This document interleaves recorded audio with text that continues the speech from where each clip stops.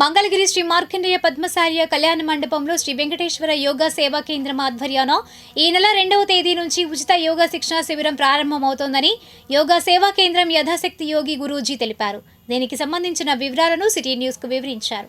2/7/2024 మంగళవారం రోజు అనగా రేపు ఉదయం 5:30 శ్రీ మార్కండేయ పద్మశాలీయ కళ్యాణ మండపం తెనాలి రోడ్డు నందు శ్రీ వెంకటేశ్వర యోగ సేవా కేంద్రం వారి ఆధ్వర్యంలో నూతన ఉచిత యోగ శిక్షణ శిబిరాన్ని ప్రారంభిస్తూ ఉన్నాము.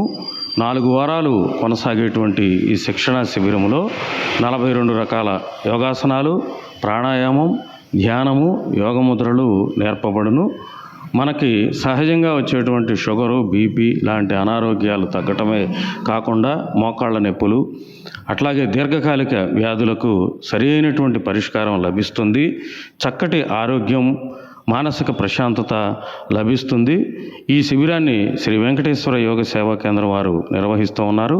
ఈ సదవకాశాన్ని మంగళగిరి చుట్టుపక్కల ప్రాంత ప్రజలందరూ కూడా సద్వినియోగం చేసుకొని ఆరోగ్యాన్ని, ఆనందాన్ని, సంతోషాన్ని పొందుతారని ఆశిస్తూ మీ యథాశక్తి యోగి గురూజీ, ఉప ప్రధాన యోగాచార్యులు శ్రీ వెంకటేశ్వర యోగ సేవా కేంద్రం, ప్రధాన కేంద్రం మంగళగిరి.